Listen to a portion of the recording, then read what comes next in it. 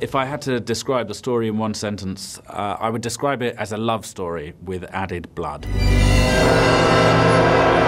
Story of Demon, it's essentially a love story. It's about a young man called Lorcan and a young woman called Amy who meet and they fall in love. Amy is working as a nurse in the London hospital, and Lorcan is a young man who's travelled from Ireland to have a blood transfusion during the very early days of blood transfusions when it's still quite dangerous. Demon is about a young man who, despite his education, despite his background, has this inexplicable condition that is little to known about it, and as the film goes on, it's sort of revealed to be this curse. Lorcan is cursed. He's cursed by his own bloodline, which means that if he falls in love, he will be transformed into a demonic creature. A curse that would prevent the bloodline from ever finding love. And if they were to find it, true love, it would reveal the nature of the beast within, the demon. From my point of view, the story of Demon is about a young doctor who is looking for new treatments and new cases, and a new and exciting case walks through the door into his office and presents it to himself. And I kind of get involved and wrapped up, and then we just end up sort of falling down a dark tunnel of demonic possession. My character, Professor Darkwood, first comes into the story when he's contacted by his former pupil, Dr. Edward, who is now a distinguished doctor at the London hospital. Now, Dr. Edward has a patient with a strange blood condition that he doesn't really understand. I need to do some further tests.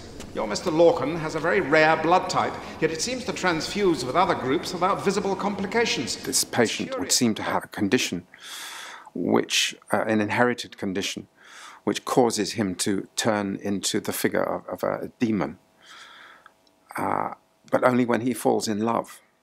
It's a curious and dark dilemma. And Amy, she's not cursed, but she is restrained by the rules of where she's working. So to fall in love with a patient is to break a cardinal rule, to go against every code of conduct. So she's battling with that, but also battling with her feelings for Lorcan. But against all the odds, they do fall in love and they come together. And the story is about the sacrifices they make to be together. From Matron's point of view, the story of Demon is about a hospital that she's in charge of that has the arrival of this well-dressed, well-to-do young man, and that his arrival then quickly for her descends into this scene of chaos embroiling these nurses, Amy and Rose, that she's in charge of. And for her, throughout the film, it's about maintaining order. It's about keeping her emotions in check. It's about keeping her authority, and so that the function and the running of the hospital can continue. Well, from my character's point of view, a new patient arrives in the hospital, one who is clearly rich and is quite interesting because of it. And then as time elapses, it becomes apparent that he has this kind of condition, and he turns into this creature. And then that's when Rook sees a business opportunity. Rook thinks, wait a minute, he's involved in all kinds of shady stuff. Rook he's involved in prize fighting and all this stuff. And he thinks, I can make a quick buck off this guy, a lot of money off this guy, or this creature, if I get him involved in this kind of shady underground world that Rook inhabits and kind of really is a part of. So he sees it as a business opportunity. Simultaneously, alongside that, he has I wouldn't say a love interest. I'd say he has, a sexual interest in Rose. The story of Demon from Rose's point of view is that she is working at this hospital, the Royal London Hospital, and a new patient comes in who is this mysterious gentleman from Ireland.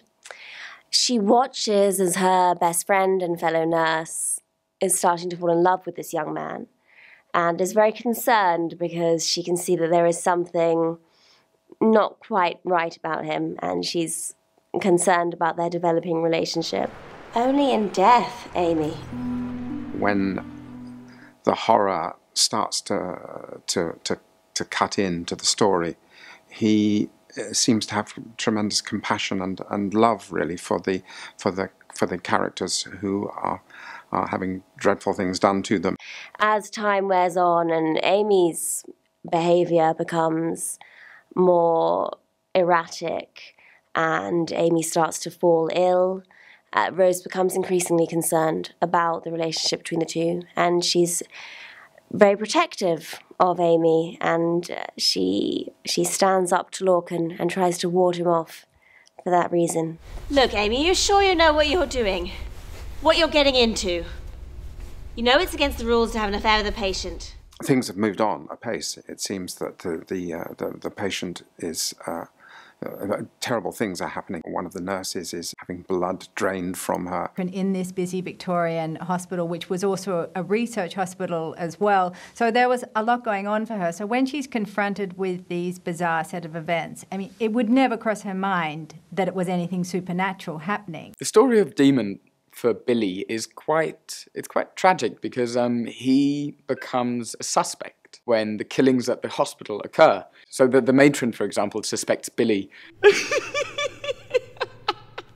I share with Dr. Edward that I feel that we must kill him because he is turning into something truly evil. The creature is draining her of her very own life blood. It will kill her unless we can keep her away from him. I suggest a blood transfusion. Very well.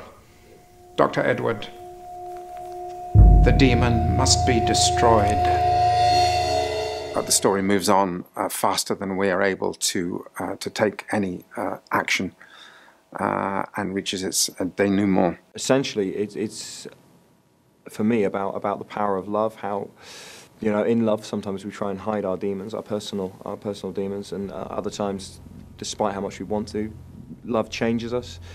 And we can become this monster if we allow it. Lots of films out there teach us how love makes us better, how love changes us for the greater good, and, you know, the happily ever after. But Demon is a literal transformation into this monster. But, you know, we all hide our demons. We all try to show other people how we're, you know, the good sides. But Lorcan doesn't have that option. He becomes this beast that you know we see this demon come out of it. You know, we see the worst side of him, and it's a one-way street. You know, he can't come back from it. This curse of love, and I think that's sort of what really sort of encapsulated it for me. What really sort of got me going.